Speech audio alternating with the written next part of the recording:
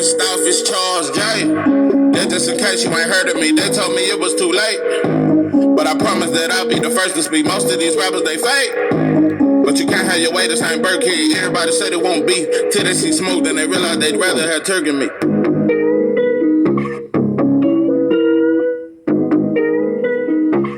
What it do? It's 903 Boxing. I'm your host, Charles J.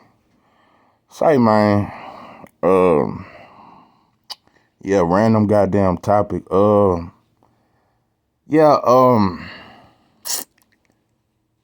This ain't a fight I'm looking forward to like that, but I just want to talk about it because I got a lot of thoughts on it.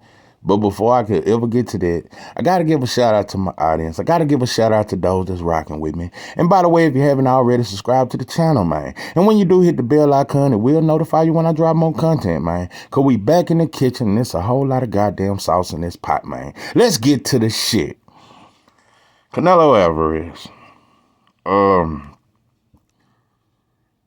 It's time to really talk about Canelo Alvarez. I've made about 4 videos about you. They don't get very many views. I think all my videos I do they get about 30 views. Those are some of my lowest numbers. Maybe this one will get a little bit more. And I want to talk to Mexican fans. Yeah, I want to address y'all too. I want to talk to his fans and I want to talk about him. A lot of shit need to be addressed. For one, Mexican fans, let me say something about you. And I really hate to admit this. Y'all the most loyal fans in boxing. Yep. Y'all don't have the best fighters. But y'all the most loyal fans in boxing. Puerto Rican fans are very loyal too. Philippines.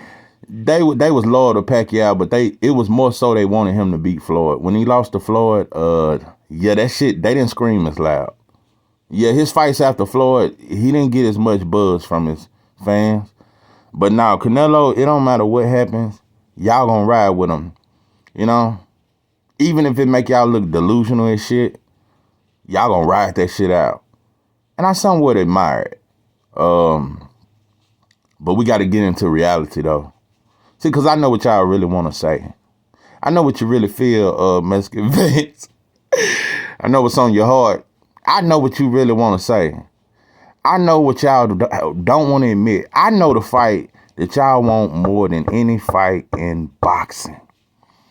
Before I can get to that, let's talk about, first and foremost, John Ryder. Gotta be honest. Let me tell you something, bro. You so unheard of. And by the way, us in America, we really don't follow UK fighters. I'm going to be honest with you. They not that good to me. Every now and then, y'all get a good one. Carl Froch was straight. Joe Calzaghe was decent. And Lennox was from Jamaica, though. Yeah, he was a Jamaican. So I don't know if you count that as, y'all had some shit. But what I'm saying is, bro, y'all don't got a lot of talent over there. Nah. And I saw that fight with Danny Jacobs, and even though Danny Jacobs didn't put up a very good performance, kind of thought he edged that fight out. I watched you against Zach Parker. What's that boy name? Yeah, the tall. Yeah. And he hurt his hand. I watched you, bro. You're a pressure fighter. You straight up and down. You make no adjustments. You come forward and you try to work on the inside. You're a southpaw. You don't have power. That's the biggest thing gonna be your downfall, Ryder. Another thing I gotta talk about, his name is John Gorilla. Yeah, I think his stage name, when they call, he's the Gorilla Ryder. John the Gorilla Ryder? I don't know. Yeah, I don't know if he's trying to be so but anyway, I just thought that was weird. But John Ryder, you've been handed a lot of gifts in your career. You don't deserve this shot. You don't deserve to be on this kind of stage, bro.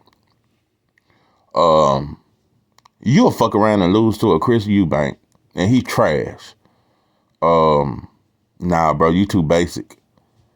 And another thing, your style is Canelo, his style is a nightmare for you. Because all you going to do is come. You don't know how to fight on the back foot. And you really don't know how to box. So you going to come forward and you going to walk into. Canelo going to knock you out inside 3 rounds, bro. So that's John Ryder. Let's get to Canelo. I think he's a very good fighter, bro. Nah, I don't consider myself a Canelo hater. I used to be a Ryan hater, but I didn't. Yeah, ever since this shit and a lot of weird shit didn't happen, I don't even talk about Ryan no more. I ain't even got no shit to talk about Ryan no more. But yeah, I used to be a Ryan hater, and I might be an Isaac Pitbull Cruz hater, cause he get too much goddamn credit. And PBC, let me tell you something, y'all motherfuckers are babying that boy. The boy ducked Ryan, he ducked Shakur, and now y'all finna just give him some food to fight on the undercard of Spence fight. So as the co-main. So like I said, he's been given too many gifts. If you gonna say you a star like that, you gotta fight star quality opponents. So Cruz, they just babying the shit out of him. And ain't nobody addressing these ducks he's doing. And his management is his team, they're moving very poorly. And I ain't talking about him, I'm talking about his manager. Cruz cap. But anyway, Canelo, bro, it's about time, bro. You know what's really sad? You done had all these fights. Canelo ain't never been in a war. Nah, that Triple G shit, let me tell you something about Triple G. Triple G was a dog until he met a dog. Canelo was a bigger dog. That first fight, yeah, Triple G was walking him down and Canelo was trying to box. He was trying to, I guess, do his Floyd impersonation. He did a lot of shit that I guess Floyd did to him. He tried to, and do that. And I thought he actually won the first fight. Yeah, because Triple G wasn't really landing shit like that. But the second fight, yeah, when Triple G said Mexican style and you ran, Canelo said, I'm coming straight at you this fight and I'm going to stop you. That was the fight that Canelo walked his ass down. Yeah, and he beat his ass. And that's when Triple G folded for the first time in his career. That Danny Jacobs fight was suspect too, but Triple G folded in that fight. So what I'm saying is, it was supposed to be a dog fight, but Triple G didn't bring he folded. He tucked his tail when Canelo tried to dog it out. So I give you credit for trying to fight a dog fight, but Triple G wasn't that, bro. And I don't want to discredit your win, but I'm just going to say this. Triple G ain't a top 25 middleweight of all time. He's not a top 50 middleweight of all time. Triple G heart is suspect. You can't compare him to no hagglers. You can't compare him to no James. You can't compare him to the great middleweights, bro. He was soft. He was soft. When he met somebody that was bad as him, he tucked his tail. So that's probably, if you ask fans, they'll say that's the best win on your resume. But Triple G folded, bro. But credit to you for making him fold. After that, you beat Jacobs in a fight where I think Jacobs, I don't think Jacobs has any integrity, and I don't think his trainer, Rozier, I told you, he in Slovakia with Roy Jones, training them ghetto Slovakia babies and teaching them how to, all this sauce and shit like that. So I don't trust Jacobs, and I don't trust Rozier.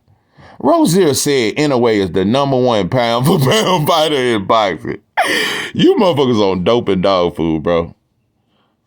Anyway, so the Jacobs win, but I give you credit for that. Since then, you beat Callum, Billy. You beat Caleb. That was a good win. You won undisputed, and you got your credit that you deserve for winning undisputed. And you moved up and you fought Bivol, and you lost. Now, your career done took a real crash since then. Your name don't get talked about like that, bro. I'm going to be honest with you. You really not buzzing like that no more, bro.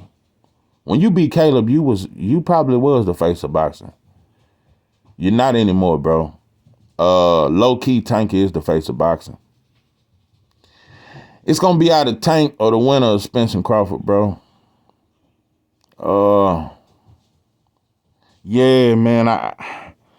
And you lost a lot of shit. And even though your fans loyal and they won't come out and say it, I'm gonna tell you what they want to say, Canelo. I'm gonna tell you the fight that really would have made you the face of boxing. This shit, it would have put you past Oscar. If you had fought this fighter and beat him, I'm just gonna name one fighter. I'm not even gonna talk about Andre because I know your fans really didn't want that fight because his style is bad for you. That's one of them fights you would have lost 10-2. Yeah, 10 rounds to 2, unanimous decision. Andre you wouldn't have been able to hit him, bro. He a southpaw, and he would have clipped you all night with that left. So I'm not gonna even name Andre. I'm gonna tell you the fighter. Had you fought him, and not only that, this would, bro. I don't know about right now. Even right now, it's one of the most exciting fights in boxing. But 2-3 years ago, hands down, it was the most exciting fight in boxing. And it could have been the biggest fight in boxing next to Spence versus Crawford. If you had fought Jamal Charlo when you was at 160, that's who your fans wanted you to fight, bro. Because I heard some whispers. And when Mexicans always mention fighters they wanted you to, it was always Jamal, bro. That was your fight. That was because I'm going to tell you something about that fight. It was going to be a dog fight.